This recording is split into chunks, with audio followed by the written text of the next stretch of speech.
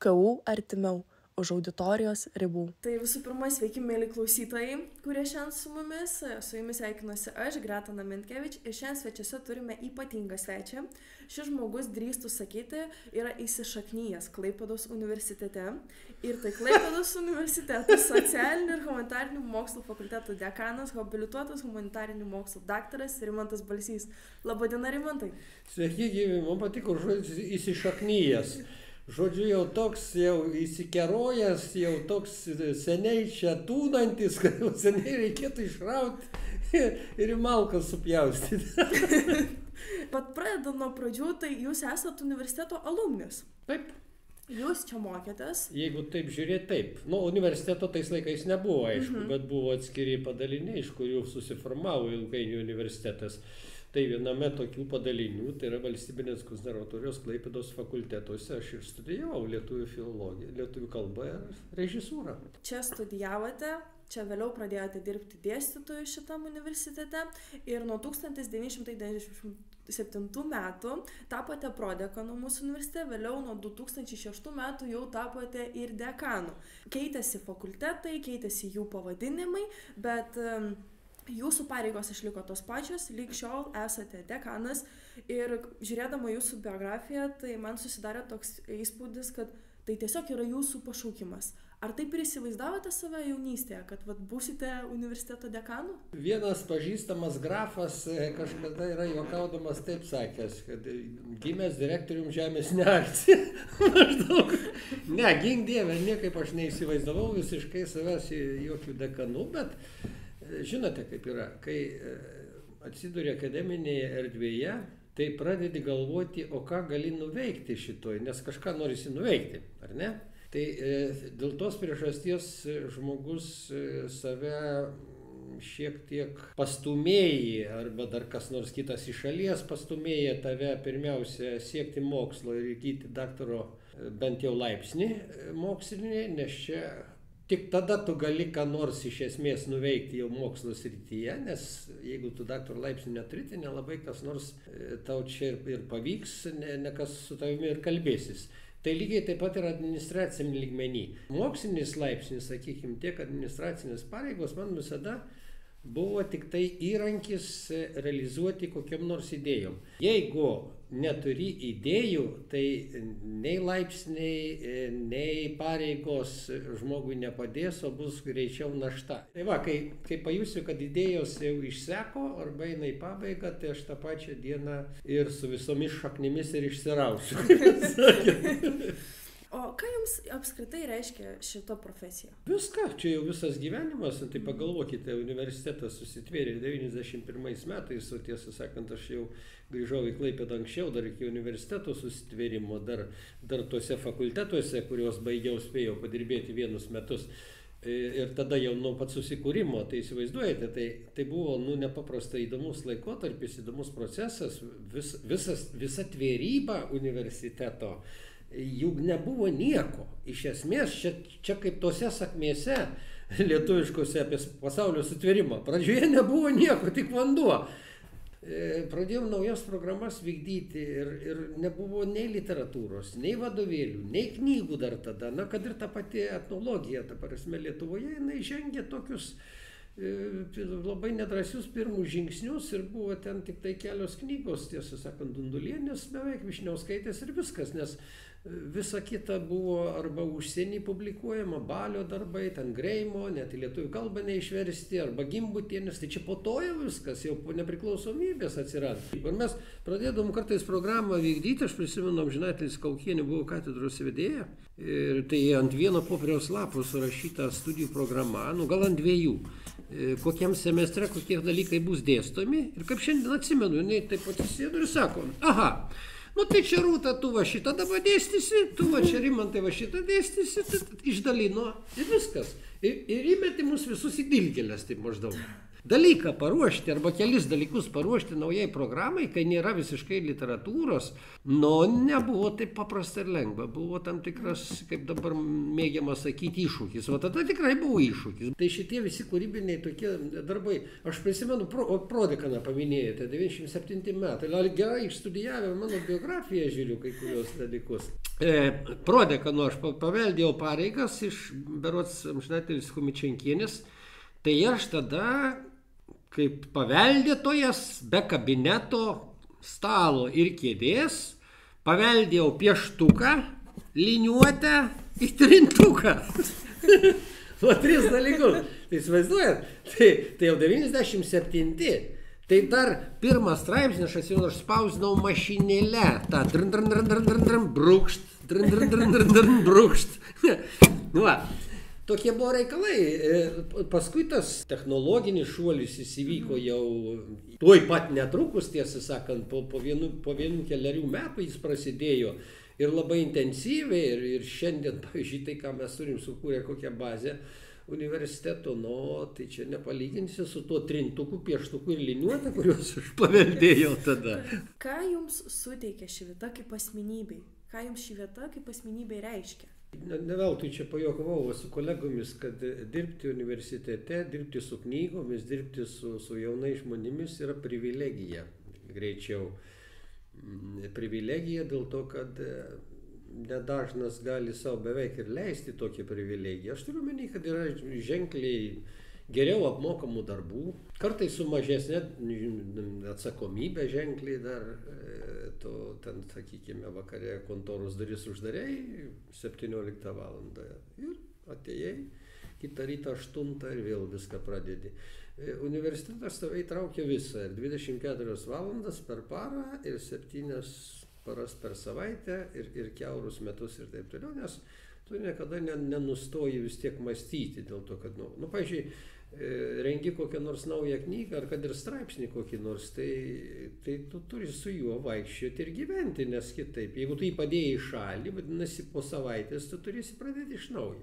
Darbas universitete yra iš tikrųjų privilegija ir, žinoma, ne kožnas turbūt yra tam sutvertas tą privilegiją turėti. Čia gali rasti vietos kūrybai, gali rasti vietos idėjoms ir tų idėjų realizavimui. O kai turi idėjų, tai atsiranda ir pinigų. Nes kartais žmonės sako, norėčiau tą padaryti, bet iš kur gauti tų pinigų. Pirma idėja. Kai yra idėja, tai atsiranda ir pinigai. Svarbu vystyti. Taip. Su universitetu, kaip ir pasakoja, dabar kalbėjot, kad esate susipažinęs nuo tada, kai čia tik buvo 3 daiktai pagrindiniai, pieštukas ir trintukas, ne? Ir dabar matom universitetą tokį, kokis yra ir koks tas dabar universitetas. Po 30 metų, 35, man atrodo, jeigu neklystu, ar greit bus, ar buvo. Taip. Tai vat, koks dabar tas mūsų universitetas, tas mūsų fakultetas? Jeigu universitetą žiūrėti, tai žinoma, gal mes prieš 34 metus sunkiai įsivaizdavom, koks jis gali būti, bet labai tikėjom, kad jis vystysis ir klestės. O po kokių 5 metų, tai jau tuom buvom šventai ir įsitikinę. Paskui buvo visokio etapų. Buvo vėl etapas, kada iškilo grėsmė universitetui, kad jau gal iš viso neliks. Ir tada vėl buvo sunkus laikai, kada reikėjo įrodinėti, kovoti, rašyti daug, telktis įvairius pagalbininkus, kaip pasakose, stebuklingus ir nestebuklingus, kurie padėtų apsiginti šitoj vietoj. Ir ačiū Dievui, kad tai pavyko. Bet jeigu žiūrim į fakultetą, pavyzdžiui, jeigu į mūsų fakultetą konkrečiai, mūsų fakultetas šiuo metu, aš sakyčiau, yra stabiliai tvirtas, stabiliai gerose pozicijose, gerai jau įsikūręs, ištvėrėme Stalino mūką visi ir studentai, ir dėstytojai, visus remontus, visas pandemijas. Toks tarpas iš tikrųjų buvo 3 metų, labai sunkus, sakykime. Ir aš maniau, kad žmonėms tikrai pritrūks kantrybės, bet ačiū Dievui, kolektyvas irgi mes pasikalbėdavom, dažnai suseidavom, pasikviesdavom žmonės, kad suprastų padėtį, kaip yra. Ir šiandien iš tikrųjų visi džiaugiasi jau tuo atjaunėjusi, pasipuošusi fakultetu. Akivaizdžiai iš tikrųjų matosi pokyčiai, nes vien tik tais, kad universitetas įgauna savo įvaizdį, remontuojami pastatai, taip pat daugėja studentų, šiais metais turėjome tikrai labai daug studentų, tai viskas tai iš tikrųjų parodo, kad universitetas tik auga, tik pirmin ir jis dar yra labai labai jaunas ir viskas tikrai dar prieš akį. Tai... Dar neįsišaknyjas. Tai Klaipėdos universiteto socialinių ir humanitarinių mokslų fakultetas tikrai visiškai ne apie tikslingą mokslą. Čia gausu meno, kultūros, saviraiškos elementų. Ir manau, kad čia besimokantis ir dirbantis užrakinė auditorijos toli nuo to tikrai nenueina, nepabėga. Taigi, gerbiamas dekane, kas vyksta jūsų gyvenime už auditorijos ribų? Tai vienas iš pomėgių, žinoma, yra gitara ir dainuojama į poeziją, tai nuo jos aš niekada nebuvau labai atsitolinęs, nuo studijų metų, nuo ankstyvosios jaunystės, gal pirmąją gitarą įsigijau, gal būdamas 14, tai kažkaip niekada jos nebuvau labai toli padėjęs. Ir kitokių instrumentų teko čiupinėti, ta prasme, bet kažkaip jie taip ir liko pakely kažkur, visi tie kiti instrumentai, gitara man prilipo ir aš šiandien ją mielai, beveik nėra dienos, kad aš bent pusvalandį ar valandos nepagročiau, iš ryto ar vakare, ar kitą kartą net panoramą žiūrėdamas kartais gali suderinti gyveną, klausai panoramą, o pirštus gali miklinti. Tai čia tas yra pomėgis toks, kuris kartais virsta netgi ir tokia visuomeninė veikla, sakysim, kas nors pakviečia padainuoti, ar kokį knygos sutiktuves, yra ir solinių koncertų buvę vienas kitas, bet nėra čia mano centras, aš visada sąžiningai prisipažįstu, kad aš čia esu visiškas diletantas, aš esu čia visiškas savamokslis, jokių muzikos mokslų nebaigiau. Tai vienas iš tokių pomėgių. Kartais parašau ir vieną kitą tekstą savo dainoms, ne tik melodijas. Kažkas turi vykti labai svarbaus, kad drįsčiau rašyti ir tekstą, nes manau, kad mes šiaip turim gerų poetų. Vienas iš būdų poeziją skleisti ir nupūsti dulkes nuo gerų autorių ir nuo gerų tekstų, nes nieko nėra geriau už gerą tekstą. Ir, kaip sakau, kiekvienas renginys, netgi koks bebūtų, jis turi prasidėti ir baigtis gera poezija. Tai vienas pomėgis. Kitas yra, pavyzdžiui, drožyba. Tai sugalvojau kažkada, kad noriu drožti, kad man įdomu drožti. Seniai turėjau jau susirankęs įrankius, susipirkęs ten po truputėlį vienokių, kitokių. Ir kažkada ryžausi vieną kartą pradėti. Ir kai pradėjau, taip ir nebaigiau.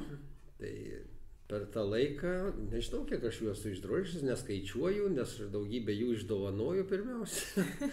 Bet jų yra ir sodyboje pilna, kabo ant visų sienų, kokių tik įmanoma, o paskui ėmiausi ir stambesnių tokių formų, tai visokių jau dievukų esu 2 metrų ten priskaptavęs, stovi mano sodyboje jie. Kiek laiko, pavyzdžiui, trunka išdrožinėti 2 metrų, ne? Skulptūrą, kiek laiko?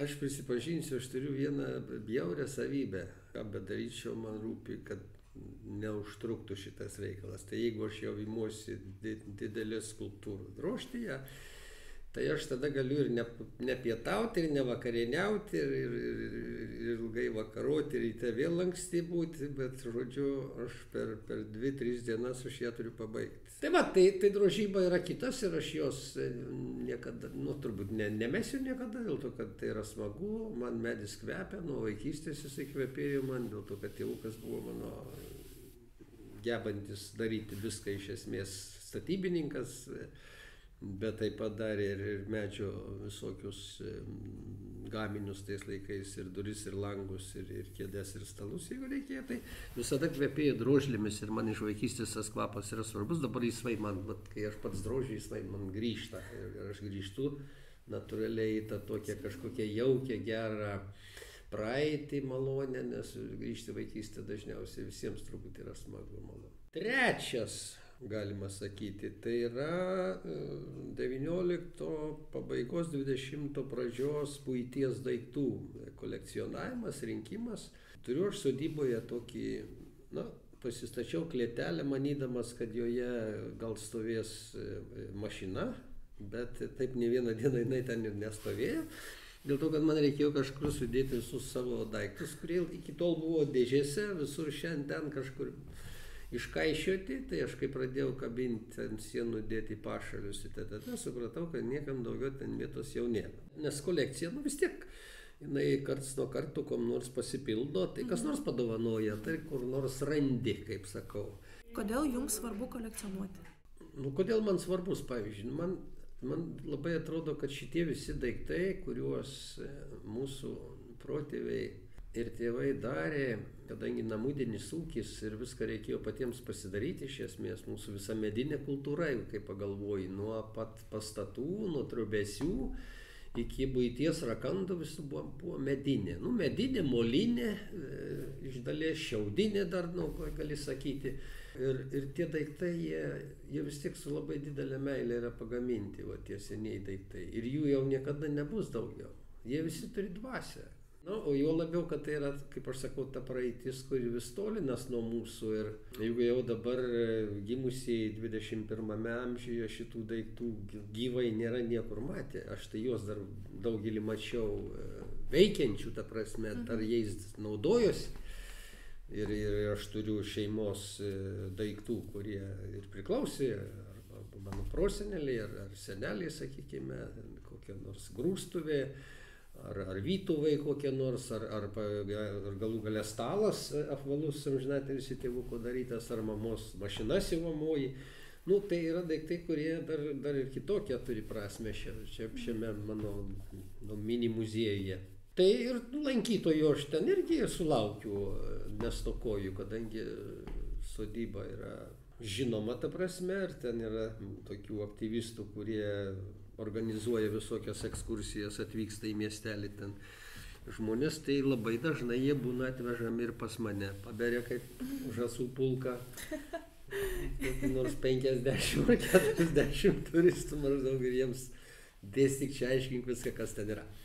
Ir dar vieną kolekciją turiu, tiesą sakant, ne tokia gausia, bet vis tik, tai yra alaus atidarytuvai, alaus butelių atidarytuvai. Dabar jų yra, jau seniai skaičiavau paskutinį kartą, nes vis inventorizaciją reikia karts nuo karto daryti, nes nesu kartais tiek kruopštus, kad vėl įsigijęs kokį nors eksponatą arba gavęs dovanų, kad aš ir užregistruočiau. Kitą kartą tuo metu nepadarai to ir paskui pasimeta viskas, tas vėl turi iš naujo. Taip, bet yra apie 400 kažkur jų ten maždaug. 400. Jie visi yra pirtyje, patalpinti prie pirtyje ir lauke. O dar kalbant apie jūsų kolekcijas, tai jų yra 2. Ir ką manot dar ateityje, kad tie daiktai ir toliau gyvuotų, kad ir toliau žmonės gal į juos žiūrėtų, ne tik čia jums, aš suprantu, kad jums tai didelę prasmę turi šie daiktai, bet ateityje, ar jūs kažką manote, kažkaip paversti tikrų muziejų, ar galbūt atiduoti į muziejų, nes yra Lietuvoje daug senų daiktų muziejų? Esu galvojęs apie tai ir tarp kitko, ten, kur aš turiu sodybą, ten nėra nei buities muziejaus, net mokykla neturi net kraštotyros muziejaus, bet yra pastatų, kur būtų galima tą daryti. Tai aš esu ne kartą galvojęs apie tai, koks galėtų būti likimas šitų visų dalykų ir ko gero reikės kažkaip tai įforminti, nes labai abejoju, ar mano vaikai tęs, sakykime, šitos mano darbus, kad neprapultų dėl to, kad kiekvienas daiktas turi turėti savininką. Jeigu nėra savininko, tai tada daiktas jis gali nykti, prapulti, sudegti, išmesti. Pasižiūrėkim, dabar daugybė dalykų, šiukšlių dėžės pilnos knygų yra ir labai gerų knygų, tarp kitko. Tai čia iš tų pomėgių. Dar ne visi žinoma, bet... Turit ir daugiau. Esate ir pirtininkas? Taip, bet prieš pirtį, ko gero, reikėtų dar minėti, kas anksčiau buvo. Vis tik anksčiau buvo krepšinis. Aš esu aistringas krepšinio, ne tik gerbėjas kaip žaidėjai, kaip žiūrovas, ta prasme, bet nuo pat mokyklos laikų ir pats žaidžiau krepšinį ir dabar tebe žaidžiu. Tai gali atrodyti ir keistokai, jau kaip įsišaknyjusio žmogaus, žinai. Pomėgis žaisti krepšinį. Bet atitrūksti nuo šaknų, tai to ir reikia, dėl to, kad gali labai greit apkerpėti, ypatingai mūsų darbe, iš tikrųjų daug yra sėdėjimo, tai būtina yra žmogui, kraujotakai. Beje, sėdėjimas yra pati netinkamiausia žmogui forma, jeigu ką. Žmogus yra sutvertas stovėti arba gulėti. Mes turime tokį klubą krepšinio, Puta jisai vadinasi, čia palikimas pavadinimą aš paveldėjau jau kūrėjų, kurie jį sukūrė prieš jau 35 metus. 15 metų buvo, kaip vasarą mes darom tokį nedidelį turnyrą mano sodyboje, tai suvažiuoja visas mano klubas ten maždaug 14 žmonių ir mes turim smagią dieną, visada yra su visom ceremonijom, ten vėliavos pakelimais ir žygiavimais iki aikštynų arba į sporto salę gimnazijos ir toks mūsų tarpusavio turnyras, o paskui vakare pirtis ir visos kitos pramogos ir žaidimai, kurių ten visokių prigalvoja, nes yra mūsų tarpe ten. O šalia to, žinoma, pirties, dabar jeigu jau taip stažą skaičiuoti, tai galima būtų turbūt sakyti, kad 40 metų yra tikrai taip. Tai tikrai nuo 84, tai jau bus netgi truputėlį su viršu. Kaip esu grynas pirtininkas. Per tą laikotarpį pastačiau 2 pirtis. Tai yra mano, kaip aš sakau, bažnyčia ir kiekvieną šeštadienį yra kūrenama ir ten yra ilgos procedūros. Trunka 4-5 valandas, 6 valandas. Ilgokai. Aišku, ten pat teka ir Vardos upė, tai ar būtų žiema, ar vasara, ar pavasaris, ar ruduo, ar sninga, ar kirviais krenta, vis tiek iš pirties yra einama į upę. Buvo žiemų, kada užšaldavo upė, pavyzdžiui, vis tiek kerti eketę, visa kita. Tai yra toks irgi sveikatos šaltinis, kaip aš sakau, nes po pirties žmogus. Ir labai negerai jaučiuosi, jeigu kas nors man sutrukdo ir man šeštadienį reikia praleisti pirtį, tai tada visą savaitę man atrodo, kad kažkokia sugadinta, ne taip viskas negerai yra. Aš girdžiu, kaip jūs kalbate, jūs apskritai kalbate apie savo sodybą kaip apie atskirą šventovę, apie atskirą Lietuvos kampelį, kur realiai turbūt yra visas jūsų gyvenimas, taip suprantu. Taip, ne veltui aš ir vadinu sėdybą, nes net ne sodyba, o sėdyba. Tokio žodžio šiaip žodyne nėra, jokiam nerastumėte, bet jis jau, galima sakyti, teisintas yra kalboje. Pilna gyvybės, ten visada yra gyvas kinas, kurį gali gėrėtis, nes jis niekada nėra toks pat. Ne vienas saulėtekis, ne vienas saulėlydis nesikartoja, yra kiekvieną kartą vis kitaip.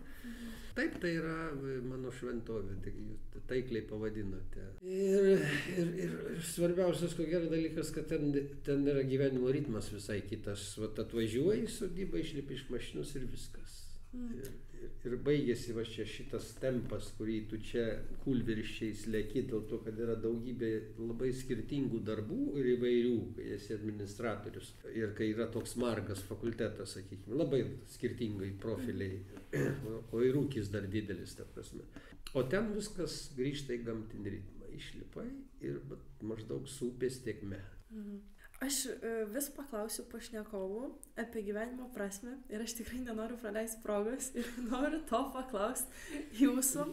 Kokia iš tikrųjų yra, dekane, jūsų gyvenimo prasmė? Kaip jūs manote? Galima atsakyti labai trumpai. Gyvenimo prasmė yra gyventi. Galima, aišku, išplėtoti šitą, nes tas gyvenimas gali būti suprantamas labai skirtingai. Tai gyventi tai reiškia visapusiškai realizuoti ir save, kiek tu gali, kiek tau yra duota, nes jeigu žmogui yra duota, tai žmogus privalo tuo dalintis ir dalintis su kitais. Tai ir jeigu yra kas ima, tai yra dvigubai dar maloniau. Visada laikiausi tos nuostatos, kad nereikia praeiti kaip nors abejingai pro šalį, jeigu matai, kad kažkas yra negerai, kažkas yra netvarkoje arba jeigu kažkam gali padėti. Tai aš visada tokios labai paprastos taisyklės visų mokiau. Jeigu gali žmogui padėti, tai padėk. Antra taisyklė, jeigu gali padėti greitai, tai padėk tuoj pat, vadinasi, iš karto, netidėliodamas rytdienai ar poryt, gal kada nors, o jeigu kad nors, tai vadinasi niekada, tai, nes paskui gali nebereikėti tiesiog. Tai čia yra du dalykai, mano galva, jie svarbus yra gyvenime šiaip jau. Ir jeigu tų taisyklių laikaisi, tai viskas sukas yra tu, nes liaudės patarlika sako, kaip šaukygi, taip ir atsiliepia. Taigi, ačiū Jums labai. O išsako jau šaknis visų. Išseko laikas mūsų laidos dėja. Aš manau, kad mes įviršijom gerokai. Galėtume dar kalbėti. Tai ačiū Jums, Rimantai, labai, kad sutikote šiandien su manimi pakalbėti. Ačiū klausytams, kurie klausėte. Nepamirškite patiktukų, nepamirškite mūsų pasiekti, toliau stebėti mūsų laidas ir iki kitų kartų. Ačiū, Greta, tikrai buvo labai smagu. Taip, nors mano šitas laikas yra tokia mano energetinė duobė nuo 5 iki 7. Ir absoliuti energetinė duobė. Tai aš galiu tik tai svajoti, sakykime, susėdęs, o čia reikėjo aktyviai darbuotis. Va, ačiū, tikrai buvo smagu. Ačiū Jums.